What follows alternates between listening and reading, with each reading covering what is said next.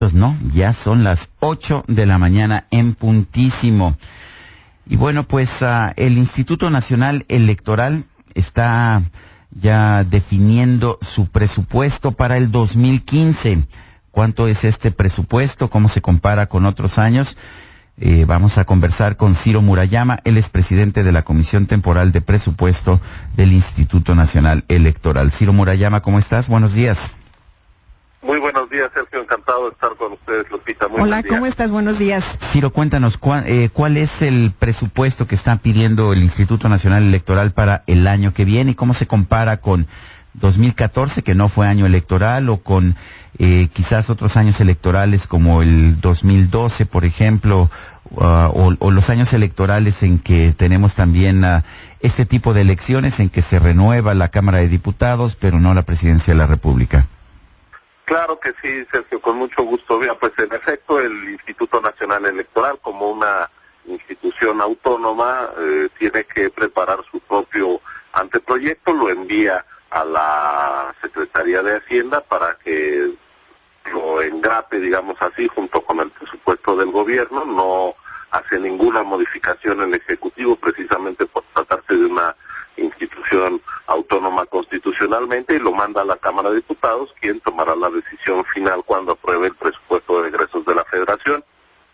A raíz de la reforma electoral de este año, que le da nuevas atribuciones al Instituto, entre ellas la tarea de fiscalizar ya no solo las campañas federales. Por ejemplo, en la elección de 2009 el IFE pues fiscalizó las campañas de quienes contendieron por cada uno de los 300 lugares que hay en la Cámara de Diputados de mayoría relativa. Ahora vamos a tener que fiscalizar pues todas las contiendas que busquen una alcaldía, una diputación local, una gubernatura. Estamos hablando de 1.659 puestos de elección popular, no solo los 300 de aquella vez.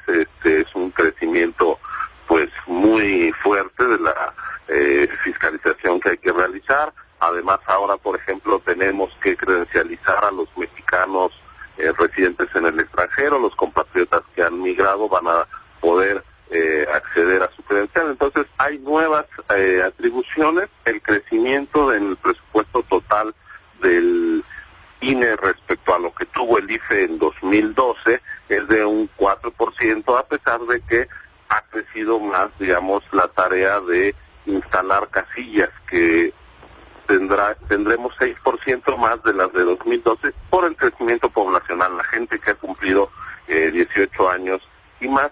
Sin embargo, lo que es propiamente el costo de la organización electoral va a disminuir en un 10%. Los proyectos asociados al proceso electoral bajan en el costo porque se abrió una ventana de oportunidad con la reforma electoral, que consiste en la instalación de la casilla única en las 17 entidades donde habrá elecciones. Antes que ponían, ustedes se acordarán, una mesa con la elección federal y luego pasaba uno a la mesa de la elección local. Ahí le marcaban a uno primero el pulgar derecho, luego el pulgar izquierdo. Era un proceso que se repetía en espejo, digamos, entre la elección local y la federal. Ahora solo habrá una mesa única y eso permite una ventana de ahorro que nos permitirá ahorrar un 10%. Y entonces sí es el presupuesto que se necesita, porque nos dices hay nuevas atribuciones. Tengo entendido que son al menos 74 nuevas atribuciones. ¿Sí les alcanza? Así es.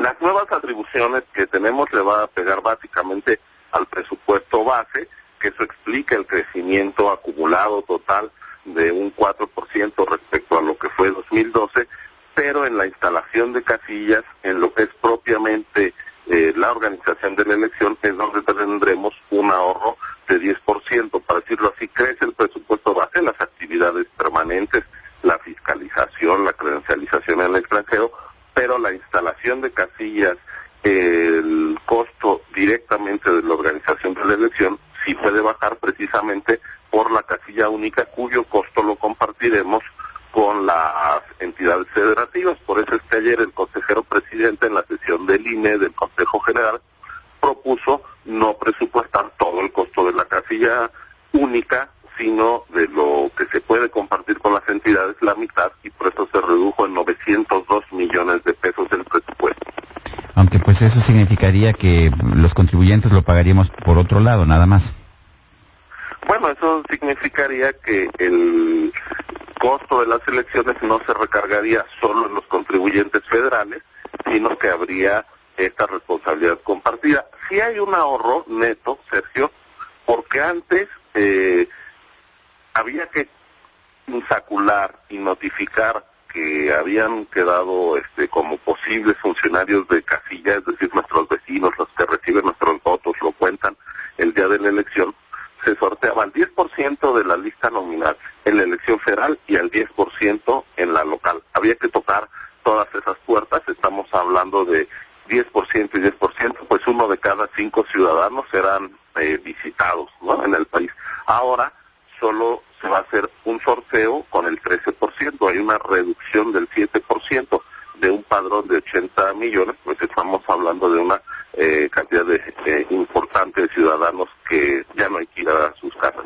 Y además, en cada mesa directiva de casilla se tenía que instalar con 4 funcionarios de casilla federal y 4 locales, 8. Ahora va a ser una sola mesa con 6, entonces eso también es un ahorro del 25% de ciudadanos, pues que ya no hay que pagarle gastos de alimentación, que no hay que garantizar que estén ahí. Entonces esos son los ahorros netos que se compartirá, pues creo, me parece de manera justa, ahorro para las finanzas estatales, pero también para las federales. Bueno, la cifra total, si no mal recuerdo, es 18.572 millones de pesos. Hay quien dice que son las elecciones más caras del mundo, ¿es verdad? Bueno, mira, hay que considerar que al INE en este presupuesto está incluido un montón de cosas que hace el INE que no son estrictamente ni nada más electorales. Por ejemplo, en los estados democráticos, la gente suele contar con su cédula de identidad ciudadana. Eso es un costo que se le carga al gobierno, al ejecutivo. En México, por razones de desconfianza históricas, quien hace lo que en los hechos es la cédula de identidad ciudadana era el IFE y ahora el INE. La credencial para votar con fotografía, que se lleva buena parte de nuestro presupuesto operativo, que incluye no solo la emisión de plásticos, sino el mantenimiento de la base de datos, la operación de 900 módulos en todo el país, el salario de 5,000 personas que trabajan, haciendo estos trámites. Es costo electoral, pero la credencial para votar nos sirve para muchas cosas más que para ir a las urnas cada 3 años. Con ella nos identificamos todos los días en trámites bancarios, en trámites ante instituciones públicas, para tomar un avión, etcétera. Es decir, esta credencial que se carga al costo electoral del INE sirve para muchas cosas. Es la cédula de identidad, tiene un valor pues muy importante en nuestra sociedad, es el documento de identidad más socorrido en la República Mexicana, y eso que en otros países se le carga al gobierno como gasto general, digamos, aquí se carga a gasto electoral. ¿Qué otra cosa hacemos nosotros que en otros países no se contabiliza como gasto electoral? Ahora la credencialización en el extranjero, que corresponde pues a los ministerios de Asuntos Exteriores en otras naciones, lo vamos a hacer nosotros, son 65 millones de pesos adicionales. ¿Qué otra cosa hacemos? Regulamos, ustedes saben, parte de los medios de comunicación electrónica. En otros países o no se hace o lo hacen telecomunicaciones, quien tiene que ver con la materia. Aquí se carga a costo electoral. ¿Qué otra cosa hacemos que en otros países no hace la autoridad electoral? Fiscalizamos a los partidos. Eso en otras naciones lo hace los tribunales de cuentas. Aquí le toca a la autoridad electoral. Entonces digamos que hay cosas que no solo son estrictamente electorales que hacemos. Si esas las descontamos, pues nuestra democracia o nuestros procesos electorales serían un costo mucho menor que el que significa, precisamente porque a la autoridad electoral como institución autónoma con mayor confianza que los gobiernos se le han ido dando atribuciones pues que en otros lados están, digamos, más distribuidas en el propio gobierno de los países, ¿no? Ciro Murayama, yo te agradezco el haber tomado nuestra llamada. No, al contrario, el agradecido soy yo, Lupita. Gracias, hasta luego, Ciro. Gusto en saludarte, buenos días. Ciro Murayama es presidente de la Comisión Temporal de Presupuesto del Instituto Nacional Electoral. Son las 8:10, 15 grados la temperatura, los teléfonos 5095-1110, larga distancia sin costo 01800-711-1110. Está usted escuchando la red de Radio